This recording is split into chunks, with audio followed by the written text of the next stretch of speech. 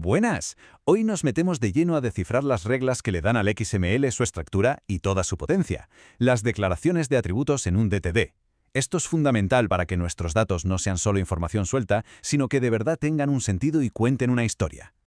A ver, ¿cómo conseguimos imponer un poco de orden y añadir significado a nuestras etiquetas XML? ¿Cómo evitamos que los datos estructurados se conviertan en un caos? Pues la respuesta está en definir un buen libro de reglas, y para eso, precisamente, están las DTD. Vale, pues vamos al lío. Vamos a ver cómo se construye ese manual de instrucciones para nuestros elementos XML y la herramienta fundamental para hacerlo, la pieza clave, es la declaración de atributos. Y todo, absolutamente todo, empieza aquí, con esta sintaxis. Este es el comando fundamental, el attList, que nos va a permitir definir cualquier regla para cualquier atributo. Pensemos en él como el ladrillo básico con el que construiremos toda la estructura. A ver, esta declaración, attList, tiene 4 partes, y son muy lógicas. Primero, le decimos a qué elemento nos referimos. Luego, qué atributo de ese elemento vamos a definir. Después, algo súper importante, qué tipo de información puede guardar. Y por último, cómo se comporta por defecto, o sea, si es obligatorio, opcional o fijo. Es como si estuviéramos diseñando las casillas de un formulario, ni más ni menos. Fijaos en este ejemplo, que es muy sencillo y se ve al momento. Con esta línea le estamos diciendo al sistema, oye, para la etiqueta libro puede existir un atributo llamado ISBN. El tipo CData significa que ahí se puede meter prácticamente cualquier texto. Y el hashtag implied, pues eso, que es opcional. Si está, perfecto. Si no está, también. Facilísimo. Ahora, un apunte sobre eficiencia. ¿Qué pasa si un elemento tiene varios atributos? ¿Hacemos varias líneas de attList? Pues se podría, pero es mucho más limpio y conciso agruparlos todos en una única declaración.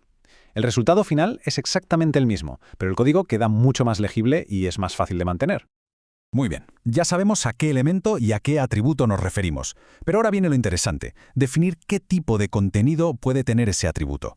Porque claro, no es lo mismo un texto libre que un identificador único o una opción de una lista cerrada. Aquí es donde empezamos a ponerle de verdad las riendas a nuestros datos para que sean correctos. Y aquí tenemos a los sospechosos habituales, los tipos más comunes. CData, que es el comodín para cualquier texto. Las enumeraciones, que son como menús desplegables. NMToken para textos sin espacios. Y luego, la joya de la corona, ID e IDREF, que sirven para conectar elementos entre sí. Vamos a echarles un vistazo. Empezamos con CData. Este es el tipo más, digamos, relajado de todos. Significa Character Data, y básicamente le dice al XML, aquí dentro puedes meter lo que quieras. Letras, números, símbolos, lo que sea. Para un código de barras de un producto como en el ejemplo es perfecto porque esos códigos a veces llevan guiones y con CData no hay ningún problema. Y en el otro extremo del espectro tenemos la enumeración. Si CDT era barra libre, esto es una lista cerrada y punto. Es como crear un menú desplegable para el atributo. Con el ejemplo de los días de la semana, el valor tiene que ser uno de esos, y solo uno de esos. Esto es genial para garantizar la consistencia de los datos y evitar errores al teclear. Luego está NMToken, que viene de NameToken. Es un poco particular. Permite una cadena de texto, sí, pero con una regla de oro. Prohibidos los espacios en blanco. Puede tener letras, números, guiones, pero ni un solo espacio. Y si necesitamos meter varios de estos tokens, para eso está su hermano mayor, NMTokens, que permite una lista de ellos separados por espacios. Y ahora llegamos a una de las cosas más potentes que tienen los DTD. La capacidad de crear relaciones, de tejer una red de conexiones entre los distintos elementos de un documento. Aquí es cuando nuestros datos dejan de ser islas y empiezan a formar un archipiélago conectado. La magia de todo esto se basa en un dúo, id e idref. Pensemos en el id como el DNI de un elemento. Es un identificador único e irrepetible en todo el documento. Y el idref es como una nota que dice, oye, yo estoy relacionado con el elemento que tiene este DNI. Es un puntero. Esto nos asegura que todas las referencias internas del documento son correctas. Se acabaron los enlaces rotos. Claro, para que este sistema de DNI sea fiable, las reglas son súper estrictas. No puede haber dos IDs iguales en todo el documento jamás. Un elemento solo puede tener un atributo que sea su ID, y el valor tiene que empezar por letra o guión bajo, no por un número. Estas reglas tan firmes son precisamente las que le dan todo su poder. Y este trocito de código es el ejemplo perfecto. La primera línea dice: todo elemento guioma debe tener obligatoriamente un atributo ID, que será su identificador único.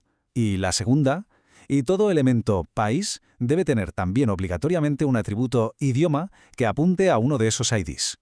La conexión queda sellada. Aquí vemos cómo funciona en la práctica. Tenemos el elemento idioma con ID igual a S, y más abajo el elemento país para Argentina, que tiene idioma igual a S. Gracias a las reglas que pusimos, el sistema sabe sin ninguna duda que ese S se refiere al idioma español definido arriba. La conexión es explícita, clara y sobre todo verificable. Un momento. ¿Y si un país tiene varios idiomas oficiales? Para eso tenemos IDREFs, con una S al final. Es la versión 1 a muchos de IDREF. Permite que un solo atributo apunte a varios ID a la vez. Como en el ejemplo, España puede hacer referencia al id-es de español y al GL de gallego, todo en el mismo atributo, separándolos con un espacio. Bueno, ya tenemos casi todo el puzzle. Sabemos el nombre del atributo y qué tipo de datos puede llevar. Pero nos falta una pieza clave, el último componente de la declaración, el modificador de comportamiento. Es decir, ¿qué pasa con este atributo? ¿Es obligatorio? ¿Es opcional? Vamos a verlo. Aquí la cosa es bastante directa. Si usamos #required, obligamos a que el atributo esté siempre presente, sí o sí. Si ponemos #implied, es opcional, puede estar o no. Y luego está #fixed, que es un caso especial. Si el atributo aparece, tiene que tener sí o sí el valor que hemos fijado, no puede ser otro. 3 palabras clave para 3 comportamientos muy claros. Y hay una cuarta opción, muy útil. Podemos asignar un valor por defecto. Si en el DTD especificamos un valor literal, como Windows, y luego en el XML un elemento plataforma no incluye ese atributo, el procesador lo añadirá automáticamente. Esto ahorra mucho trabajo al escribir el XML y asegura que siempre haya un valor por omisión. Para terminar, una reflexión. Si un DTD es el libro de reglas, ¿qué ocurre cuando se escriben normas que no solo validan datos, sino que crean estas conexiones potentes e inquebrantables a través de toda la información? Pues que se consigue una integridad y una estructura que transforman simples datos en conocimiento conectado. Y eso lo cambia todo.